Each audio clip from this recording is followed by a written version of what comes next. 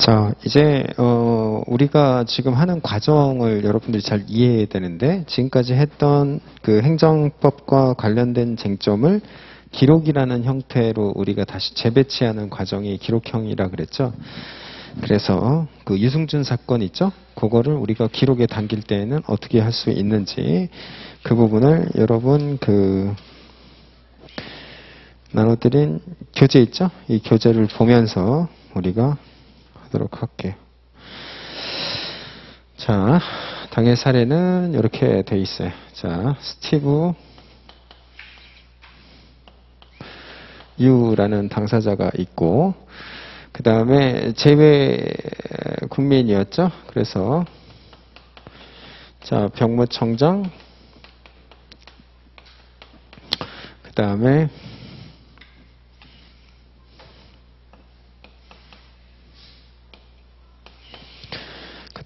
법무부 장관,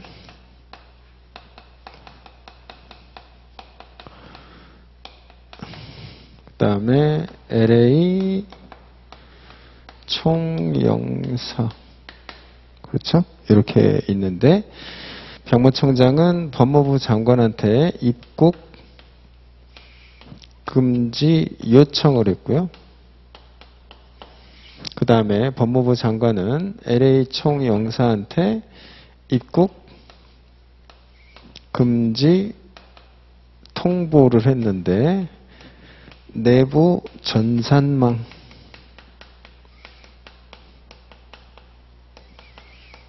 그런데 자, 스티브 유는 자,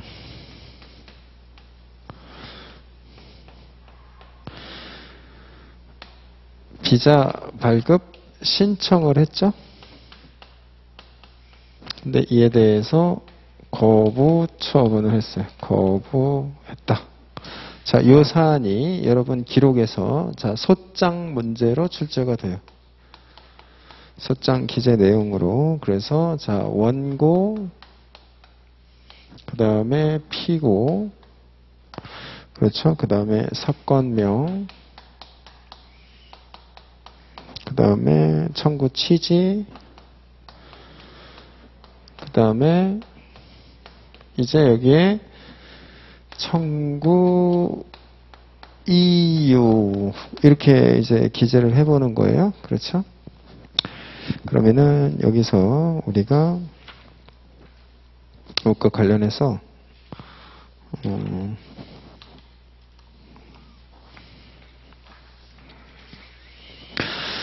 자, 우선 보도록 하죠. 자, 쟁점을 우리가 이제 보면, 자, 병무청장은 피고가 될 수 없죠? 얘는 피고가 아니다. 왜냐하면 입국금지 요청이라는 것은 내부적 행위에 불과하죠. 그래서 이것은 권리 의무의 변동을 초래하지 않는 거기 때문에 처분이 아니다. 그러면 얘가 시비를 걸릴 만한 대상도 아니고 내용도 없어요.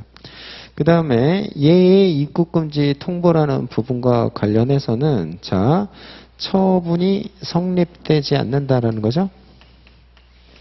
처분이 성립되지 않는데, 자, 왜 그러냐면 내부적인 성립 요건 플러스 외부적인 성립 요건이 필요한데, 지금 외부적인 성립 요건 자체가 충족되지 않았다라는 거예요. 왜?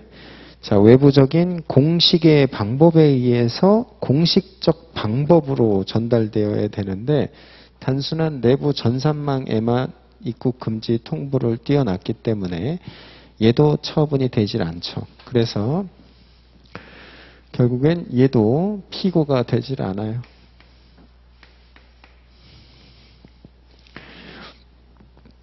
그런 다음에 자, 이제 LA 총영사가 어떻게 되는 거예요? 이제 피고가 되는 거죠. 그래서 주 LA 총영사가 피고가 되는 거예요. 그렇죠? 그 다음에 여기에 이제 뭐 주소랑 기타 기재 내용들이 들어가겠죠? 자, 그 다음에 원고는 누가 되는 거예요? 그래서 뭐 스티브 유라 그래서 여기는 한글로 써야 되니까 자, 이렇게 될 거예요. 스티브 유.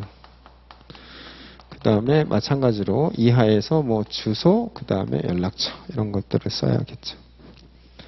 자, 그 다음에 이제 사건명은 뭐가 되느냐. 결국에는 여기서는 원래 의뢰인은 다 시비를 걸고 싶었어요. 그러면은 뭐에 대해서만 지금 성립되느냐. 즉 LA 총영사의 비자 발급 신청 거부 처분 취소 소송이 되겠죠. 그래서 자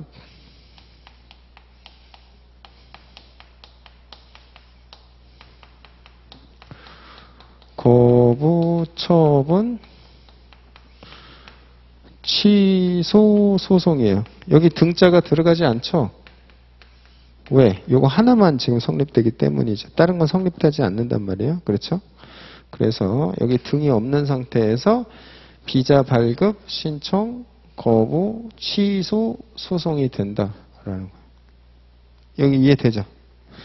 자, 그 다음에 이 거부 처분을 만약에 2022년 자 3월 1일 날 했다라고 가정을 해보면 자 피고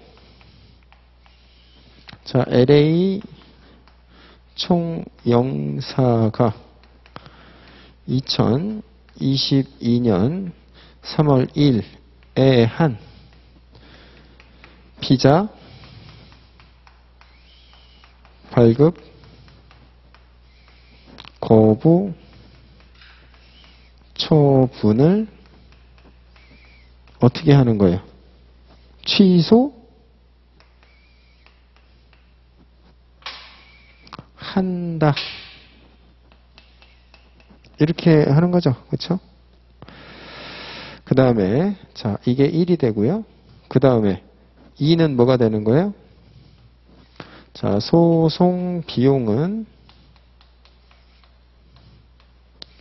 자 피고가 부담한다. 이렇게 하는 거죠. 그렇죠? 자 피고가 여기 피고가 원고에게 한 이렇게 해야 되겠네요. 피고가 원고에게 자 이렇게 되고 그 다음에 세 번째는 어떻게 되는 거예요? 여기서 결국에는 라는 판결을 구합니다. 이렇게 써야겠죠? 라는 판결을 구합니다. 이렇게 되는 거예요. 그렇죠? 그 다음에 이제 청구 이유에서 꼽아낼 수 있는 부분은 자 이제 면담을 하는 거죠. 누구하고? 스티브 유하고 그 다음에 당해 사건의 변호사들이 상담 일지 속에서 뭐를 썼냐면 상담 일지 내용 속에서 스티브 유가 담고 싶어하는 내용으로 얘가 첫 번째 주장한 게 자기한테 문서로 통보를 안 했대요. 안 했다라는 부분이 있었고 그 다음에 지금 얘기를 들어보니까 LA 총영사가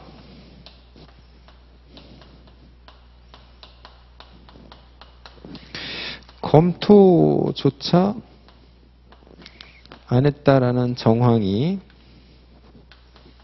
식별됐어요. 자, 이 두 가지의 사유가 식별된 거예요. 이게 상담 일지를 통해서 정리된 내용이에요. 자, 그러면 여기서 우리가 뭘 알 수 있냐면 우리가 청구 이유에서는 이제 이 사건 처분의 위법성과 관련된 부분을 검토하는 거잖아요. 이게 뭐가 되는 거예요? 여기까지가 이제 기와 관련된 부분, 그 다음에 여기는 전과 관련된 부분인데요. 여기서는 우선 첫 번째 뭘 꼽을 수가 있어요? 자, 우리는 이 틀에서는 주체, 절차, 형식, 내용에서의 위법성 이렇게 순서로 가잖아요. 그러면 주체와 관련해서 특별한 부분 문제가 없어요. 그렇죠? 그 다음에 절차와 형식과 관련해서 지금 어떤 부분에 문제가 있는 거예요? 지금 문서주의를 위반했다라는 부분이죠. 그래서 자 문서주의 자 행정절차법 24조였죠? 위반 여부. 위반에 대하여. 이렇게 제기하는 거죠. 그쵸? 자, 근데 이제 요거는, 지금 본안과 관련된 문제가 되고, 요거부터 하면 안 되죠. 네. 첫 번째, 이 사건 소제기의 적법성을 먼저 써줘야죠. 그렇죠? 사건 소제기의 적법성. 그 다음에 첫 번째, 자, 원고 적격과 관련된 부분. 원고 적격과 관련해서는 지금 외국인이잖아요. 그렇죠? 외국인에게 처분에 원고 적격이 인정될 수 있느냐, 이 부분과 관련해서 우리 판례 법리, 즉 실질적인 관련성이 있다라는 부분을 중심으로 해서 논리를 써주면 되겠죠? 그 다음에 두 번째, 자, 대상 적격과 관련해서는 자, 지금 병무청장 안 되는 부분, 뭐 이거는 우리가 쓸 필요는 없죠. 변호사 입장에서는. 왜? 여기에서 이미 다 드러난 거기 때문에. 그 다음에 법무부 장관 안 되고, 이건 쓸 필요는 없어요. 그런데 여기에서 뭐가 되느냐? 자, LA 총영사와 관련된 부분에서 자, 당의 거부 처분의 처분성이 인정되기 위한 세 가지의 요건을 여기에 이제 써줘야죠. 그렇죠? 그래서 세 가지 요건이 첫 번째. 자, 신청한 행위가 공권력 행사여야 된다. 그렇죠? 그 다음에 두 번째, 당의 거부로 인해서 자, 권리와 의무의 변동이 있어야 된다.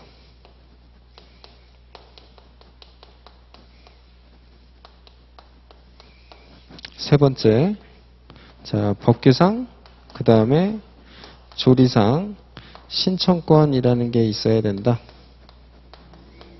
자, 요거를 판례의 일반 법리를 여러분들이 설치해 준 다음에 자, 여기에서 공권력 행사와 관련해서는 제외 등문 뭐 비자 발급에 관련된 법령이 있겠죠. 그래서 비자 발급이라는 것 자체가 공권력 행사에 해당된다라는 점에 대해서는 의문의 여지가 없죠. 그 다음에 권리 의무의 변동이 이로 인해서 지금 뭐예요? 비자 발급이 안 되면 입국이 안 되니까 이거 뭐 당연한 거란 말이죠. 그렇죠? 그 다음에 법규상, 조리상, 신청권과 관련해서는 당의 법령에서 뭐만 찾으면 돼요? 신청권이 들어가 있는 당의 근거 법령, 예를 들면 뭐 그게 11조라면 11조에 근거해서 추상적이고 형식적인 신청권이 인정되는 바 이러한 소송 요건 충족된다라고 하면 될 거예요. 근데 이게 여러분 우리가 어제 6평에서 풀어봤지만 소송 요건과 관련해서는 출제자가 이미 어떻게 해줬어? 가이드라인을 줬죠? 그러면 당해 사안에서 대상 적격에 대해서만 검토할 것 이렇게 낼 수도 있고 그 다음에 원고 적격에 대해서만 검토할 것 이렇게 낼 수도 있는데 출제자가 당연히 여기서 포인트를 주겠죠?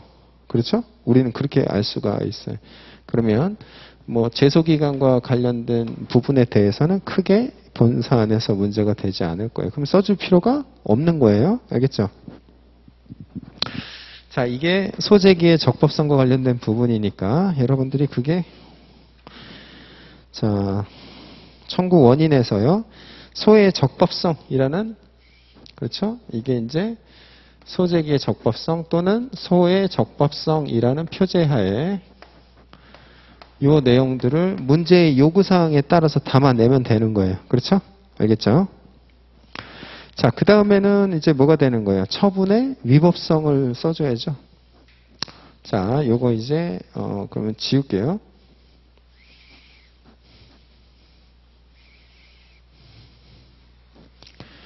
자, 그 다음에 두 번째가 뭐가 되는 거예요? 두 번째가,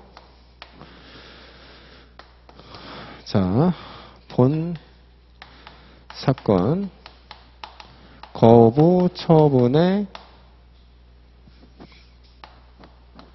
위법성라는 표제를 써주고요. 자, 순서는 뭐로 가라고 그랬어요? 주체, 절차, 형식, 내용이죠. 그래서 여러분들이 요 검토가 되어야 되는데, 그렇죠? 그러면 첫 번째 여기서 뭘 써줘야겠어요? 절차의 위법 이렇게 한 다음에 이렇게 해서 행정절차법 24조 문서주의 위반, 요거를 써줘야겠죠? 그쵸? 그러면 여기서는 기록, 여러분들이 이제 메모장에 표시가 돼 있을 거 아니에요. 그래서 문서로 통보받지 못하고 뭐 아버지에게 유선으로 했다라는 상담 일지의 내용이 있을 거 아니에요? 그렇죠? 그러면 그 내용을 여기에다가 써주고, 그러면 처분은 문서에 의해서 하라는 게 행정절차법 24조의 요청이고, 당해 사안은 뭐예요? 행정절차법 3조 2항 9호에서 외국인의 출입과 관련된 사정이지만 미리 써주는 게 좋겠죠. 이 경우에는 기타 성질상 적용되기가 곤란하거나 뭐 기타 준하는 절차를 거친 사정은 보이지 않으므로 행정절차법 24조에 따른 문서주의가 적용되어야 하나, 자, 뭐뭐가 지켜지지 않아서 위법합니다. 이렇게 써야겠죠? 그렇죠? 이게 절차 형식과 관련된 부분. 자, 두 번째는 이제 내용과 관련된 부분인데, 자, 여기서 LA 총영서가 검토조차 안 했다라는 정황이 이제 상담 일지에 있단 말이에요. 그럼 뭐부터 담아야 되겠어요? 재량의 불행사를 담아야죠. 그렇죠? 재량의 불행사를 담아낸다. 자, 그래서 재량의 불행사라고 표제를 잡아놓고, 자, 이 사건 처분이 재량인지 여부에 대해서 먼저 써줘야겠죠. 그렇죠? 근데 여기에 보면 뭐 외국인 비자 발급 관련된 법령이 참조법령으로 주어졌을 거예요. 법령의 내용 취지에 비추어 재량행위인 바, 그렇죠? 요걸 써주면 되고, 그 다음에 처분청인 LA 총영사는 이에 대해서 재량이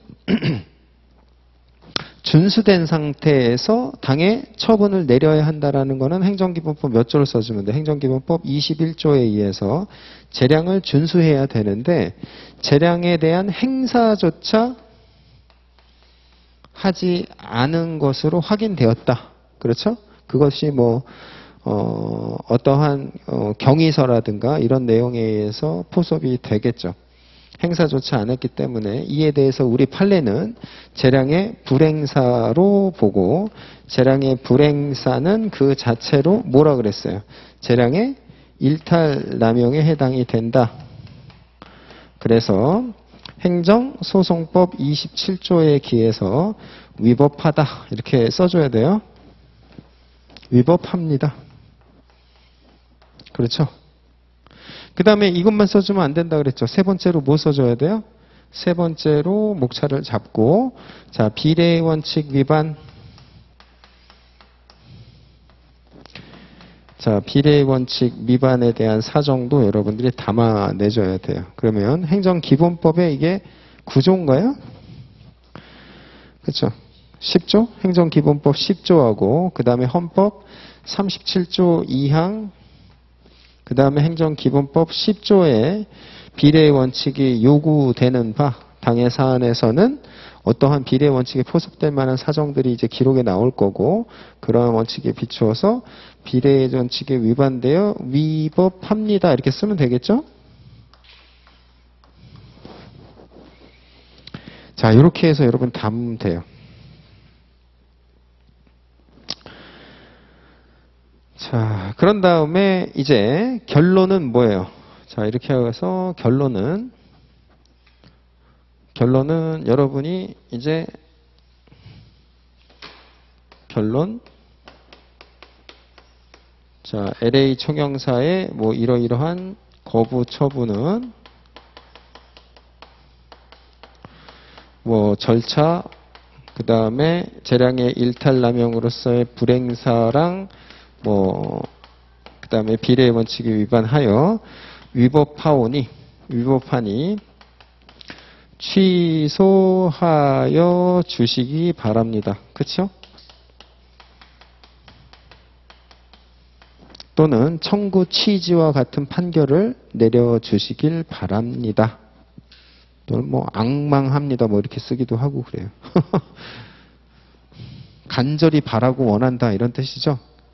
그 다음에 여기다가 접수일은 2022년 예를 들면 뭐 8월 1일 이렇게 해서 제소기간이 준수됐다라는 것만 쓰고 그 다음에 원고 소송 대리인 그 다음에 날인 쓰면 되겠어요. 이렇게 하는 게 소장이에요. 그렇죠? 그러면 결국에는 우리가 배웠던 내용들이 소장이라는 틀 안에서 기승전결과 관련된 컨텐츠들이 그대로 들어간다는 거는 여러분이 이제 입체적으로 좀 이해할 수가 있고 그 다음의 과정은 뭐가 되는 거예요? 결국에는 중요한 부분은 여기에서 이런 것들이죠. 자, 뭐 예를 들면 이렇게 됐다라는 사정, 그렇죠? 그 다음에 아까 이렇게 됐다라는 사정. 자, 이런 것들을 어떻게 해야 돼요? 예를 들면 이거 21페이지, 이거 22페이지 하면서 이런 내용들이 어디에 따다닥 들어가야 돼요? 위법성 관련한 거 뭐 23페이지, 재량의 불행사 11페이지, 그 다음에 일탈남용과 관련한 비례의 원칙 위반 10페이지. 그렇죠? 그 다음에 소재기의 적법성과 관련해서 원고적격과 관련한 해당 부분 뭐 9페이지. 그 다음에 대상적격 이러이러한 거 뭐 8페이지. 이런 것들이 어디에 담겨지기만 하면 되는 거예요. 이제 메모장에만 여러분들이 올바르게 준비를 해놓고 중요한 부분은 제가 오늘 강조했던 것처럼 메모장을 쓰는 이유는 메모장 보면서 이게 바로 들어갈 수 있도록 정리가 되어야 된다는 거예요. 그래야 시간 내에 작성할 수 있다. 그러면은 순서는 첫 번째 기록에 대한 언더라인, 그렇죠? 그 다음에 메모장 작성, 그 다음에 페이지가 있고, 그럼 페이지로 언더라인한 부분 요약해야 되고, 그 다음에 그 메모장 보고서 이렇게 소장 들어가고, 요 세 단계로 구분 지어서 기록형 소장 대비할 수 있다라는 거예요. 자, 그러면 여러분 여기 퀴즈를 하나 내면, 요 사례에서 여러분이 만약에 집행정지를 신청하고 싶다 당사자가 의뢰를 했어요. 그러면 쓰면 돼요, 안 돼요? 안 되는 거죠. 왜? 거부 처분에 대해서는 집행정지가 인정되지 아니한다라는 게 우리 판례의 명백한 입장이기 때문이죠. 그렇죠?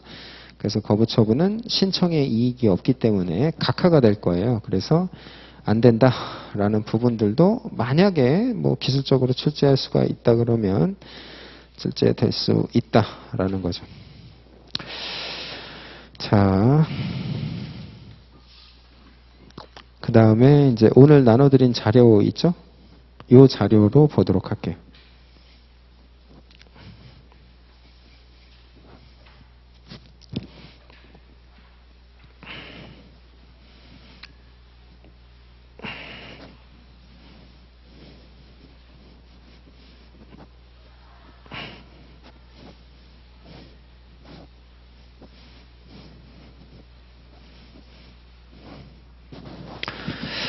자, 여러분 2007 6월 14일 선고 2004도 619 판결인데 판결은 굉장히 중요한 판례이기 때문에 여러분 판례 전문 저랑 같이 지금 보고 우리 같이 이걸 또 소장에 어떻게 담아낼지 한번 같이 써보도록 할게요. 자, 우리가 맨 위에 쓴 부분 한번 보죠.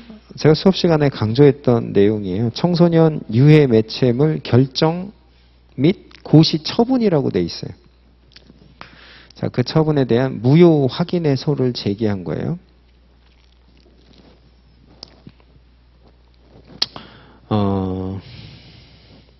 자, 읽어보니까 자, 고시라는 것은 첫 번째와 두 번째로 나뉘는데, 첫 번째는 그 고시가 일반적이고 추상적 규율의 성격을 갖고 있다. 그 얘기는 법령이란 얘기죠. 법령. 근데 원래 고시라는 것은 행정규칙이라는 체계적 지위에 들어가 있는 애예요. 그래서 만약에 그 행정규칙이 상위 법령에서의 습권이 있다 그러면 걔는 법령 보충 규칙이 되는 거죠. 이게 행정기본법 2조였나요? 거기 4호에 있는 법령 보충 규칙이 된단 말이에요. 그럼 얘는 그 수권 범위 내에서는 법규성을 갖는 애가 되는 거죠. 그렇죠? 자, 두 번째, 만약에 얘가 수권이 없다 그러면 어떻게 되는 거예요? 없으면 얘는 법규성을 갖지 못하는 애니까 그 자체로는 그냥 행정 규칙에 불과한 애. 그러니까 국민들은 이거 신경 쓸 필요가 없는 거예요. 그렇죠? 자, 두 번째, 만약에 이게 구체적인 규율의 성격을 갖고 있다. 그 얘기는 구체적 처분성을 갖고 있다. 이런 얘기가 되겠죠. 그러니까 이거를 우리는 고시 처분이다. 이렇게 표현할 수가 있을 거예요. 그러면 이거는 말 그대로 처분이니까 어떻게 해야 돼요? 항고소송의 대상이 되겠죠. 그렇죠? 자, 여기까지 우리가 정리할 수 있다라는 거예요. 그러면 다시 한번 우리가 여러분 어떤 고시라는 게 나오면 기계적으로 이렇게 두 가지로 구분해야 된다라는 거예요. 첫 번째, 일반적이고 추상적 규율의 성격을 갖고 있다. 여러분 일반적이고 추상적이라는 것은 우리가 어디에서 배웠어요? 행정입법작용에서 배웠죠. 행정청이 하는 모든 작용 중에서 일반적이고 추상적인 작용은 행정입법작용이었어요. 왜? 법이라는 것은 특정인을 대상으로 하거나 또는 구체적인 규율의 성격을 갖지 못하죠. 그렇기 때문에 일반적 추상적 규율의 성격을 갖고 있다면 이거는 법령이 되는 거예요. 법령. 그런데 이게 만약에 수권이 있다 그러면 어떻게 되는 거예요? 얘는 수권을 받아서, 그렇죠? 법규성을 갖게 되는 애가 되니까 얘는 이게 법령 보충 규칙이 되는 거예요. 그러면 얘는 상위 법령과 결합해서 뭘 갖게 돼요? 법규성을 갖게 된다. 그렇죠? 그런데 만약에 수권이 없으면 얘는 어떻게 되는 거예요? 단순한 행정규칙에 불과한 거니까 그때는 얘는 법규성이 없게 되는 거예요. 그렇죠? 근데 얘가 구체적 규율의 성격을 가질 수가 있어요. 구체적 규율의 성격을 갖는다. 그런 것을 우리는 뭐라 그러냐면 바로 고시처분이라 그러는 거예요. 그러면 이 고시처분이라는 것은 어떤 처분이겠어요, 여러분? 불특정 다수인에 대한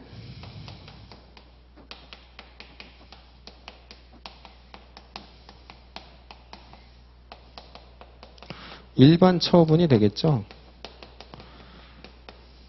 그렇죠? 그렇게 되기 때문에 얘는 뭐가 되는 거예요? 행정소송법 2조 1항 1호의 처분에 해당이 되는 거예요.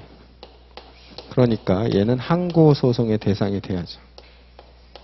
알겠죠? 이렇게 되는 거예요. 그러면 지금 우리가 보고자 하는 당의 판례는 어떤 경우에 해당이 된다라는 거예요? 바로 이 경우에 해당이 되는 거죠. 불특정 다수인에 대한 일반 처분으로서 얘는 2조 1항 1호에 있는 처분에 해당이 되기 때문에 항고소송의 대상이 된다. 여기에 해당이 되는 거예요. 그렇죠? 이게 청소년 유해 매체물 지정 고시 처분이 되는 거예요. 알겠죠? 이렇게 된다.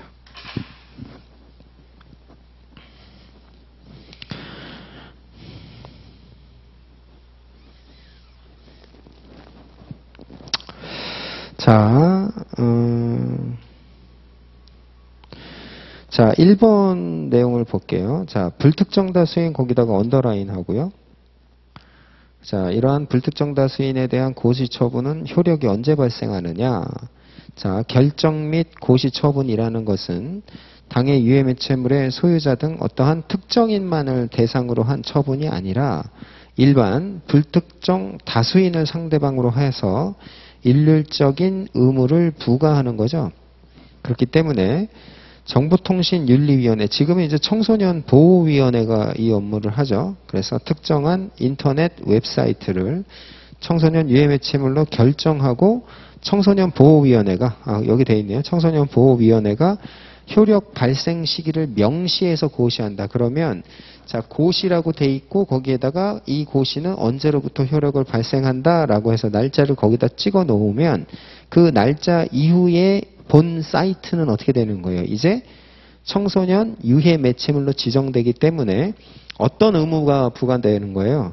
나이 확인 의무 아니면 차단 의무 이런 것들이 이제 부과되는 거예요. 그러면 자, 통지하지 아니었다 하여 그 효력 자체가 발생하지 아니한 것으로 볼 수 없다. 그 얘기는 뭐예요? 통지 여부와 상관없이 어떻게 했다는 거예요? 고시 효력 발생일로부터 효력 발생했다. 이 부분이죠. 그렇죠? 이 부분이 별표 3개죠. 자, 그 다음에 두 번째예요. 자, 위헌 위법인 법령에 근거한 처분의 효력은 우리가 중대 명백설에 따라서 취소 사유라고 했던 부분이에요. 자, 읽어보면 행정처분이 당연 무효로 되기 위해서는 그 하자가 법규의 중요한 부분을 위반한 중대성이 충족되어야 되고 객관적으로 동시에 명백한 것이어야만 무효가 되는데 자, 행정청이 위헌이거나 위법해서 무효인 시행령을 적용하여서 한 처분이 당연 무효가 되려면 그 규정이 행정처분의 중요한 부분에 관한 것으로서 결과적으로는 그에 따른 행정처분의 중요한 부분에 하자가 있는 것으로 귀착되고 또한 그 규정의 위헌성 또는 위법성이 객관적으로 명백해서 그에 따른 처분의 하자가 객관적으로 명백한 것으로 귀착되어야 한다. 그런데 이 부분이 언더라인이 되어야죠. 일반적으로. 자, 시행령. 지금 이게 뭐예요? 법령 보충 규칙으로서의 지금 그 위임을 준 시행령이 되는 거죠. 시행령. 그렇죠? 그 시행령이 헌법이나 법률에 위반된다라는 사정은 자, 시행령의 규정을 위헌 또는 위법이라고 하여 무효라고 선언한 대법원의 판결이 선고되지 아니한 상태에서는 그 시행령 규정의 위헌 내지는 위법 여부가 해석상 다툼의 여지가 없을 정도로 명백하다고 인정되지 아니하는 이상 객관적으로 명백한 것으로 할 수 없다. 따라서 취소 사유에 해당할 뿐 무효 사유에 해당하진 아니한다. 이렇게 보는 거예요. 자, 그러면 우리가 판결이 이렇게 선고됐다라는 거는 소장을 이 사람이 지금 뭐라고 제기한 거예요? 청소년 유해 매체물 결정 및 고시 처분 무효 확인의 소를 제기하면서 자, 이거를 뭐라고 쓴 거예요, 지금? 여기 우리의 공법 기록에 보면 제목으로 쓴 거죠? 그렇죠? 여기에 보면 소장에서 제목을 무효 확인의 소로 제기했단 말이에요. 그런데 지금 판례의 취지는 뭐예요? 무효 사유가 아니라 취소 사유에 대해서 무효 확인의 소를 제기한 거고 그런 경우에는 우리 판례는 자, 무효 확인의 그러니까 취소 사유에 대해서 무효 확인의 소를 제기했는데 취소 사유에 불과한 경우 그다음에 취소도 확정되지조차 않았죠. 그래서 기각이라고 판결을 한단 말이에요. 자, 그러면 여러분한테 문제가 주어졌을 때는 제목을 뭘로 해야 돼요? 취소 소송으로 제기를 했어야 된단 말이에요. 그렇죠? 그래서 청소년 유해 매체물 결정 및 고시 처분 취소 소송을 제기해서 청구 취지도 무효임을 확인한다가 아니라 취소한다라는 판결을 구합니다. 이렇게 해야 되겠죠. 그렇죠? 이 부분이 이제 출제가 될 수 있는 거죠. 자, 그 다음에 여기서 이제 3번과 관련된 내용은 이제 청구 이유에다가 담는 거예요. 그래서 보니까 청소년보호법 10조 3항의 위임에 따라서 같은 법 시행령 7조와 별표 1 제2호 다목에서는 동성애를 조장하는 것을 청소년 유해 매체물 개별 심의 기준으로 규정하고 있다. 그럼 거기다 어디다 언더라인 하냐면요. 자, 법 거기다 언더라인하고 청소년 보호법 거기다 언더라인하고 시행령 거기다 언더라인 해보세요. 그러니까 어디에서 규율하고 있다는 거예요. 법과 시행령에서 규율하고 있는 거죠. 근데 현재까지 위 시행령 규정에 관하여 이를 위헌, 위법이라고 무효라고 선언한 대부분 판결이 선고되지 않았단 말이에요. 한편 동성애에 관해서는 뭐 이런 얘기를 하면서 자, 쭉 내려와 가지고 자, 이 사건 청소년 유해 매체물 결정 및 고시 처분은 당시 위 시행령의 규정이 그렇죠? 헌법이나 모법에 위반되는지 여부가 해석상 다툼의 여지가 없을 정도로 객관적으로 명백하다고 단정할 수가 없고 따라서 위 시행령의 규정에 따른 위 처분의 하자가 객관적으로 명백하다고 볼 수 없는데도 불구하고 너는 왜 소를 무효 확인의 소라고 제기했니? 이렇게 된 거예요. 그러면 지금 상위 법령에 미헌이라는 사유조차도 없다는 얘기를 하고 있고 그러면 적법한 법령에 근거한 적법한 처분이다라는 표현을 쓰고 있어요. 그 다음에 얘가 뭘 주장하는 거예요? 자, 통상 나는 몰랐다라고 주장하는 거죠. 그렇죠? 그래서 처분의 상대방이 불특정 다수인이고 이렇게 되기 때문에 고시 또는 공고가 있었다는 사실을 현실적으로 알았는지 여부에 상관없이 행정처분이 있으면 알았다라고 봐야 되는데 얘는 지금 고시의 효력 발생일 이후에 소를 제기했겠죠. 그러니까 얘는 각하 원래는 뭐예요? 제소기간도 도과된 사안에 대해서 지금 무효등 확인 소송을 제기했기 때문에 원래는 취소 소송, 원래는 기각사유다 이렇게 보는 거예요. 자, 그래서 원래는 각하죠. 그러니까 제소기간을 도과했기 때문에 각하 결정을 받을 사유예요. 그래서 통지받지 못했다는 것이 제소기간을 준수하지 못한 것에 대한 정당한 사유가 될 수 없다라고 본 사례가 되는 거죠. 그렇죠? 그래서 쉬었다가 요거 소장 한번 같이 써보도록 할게요.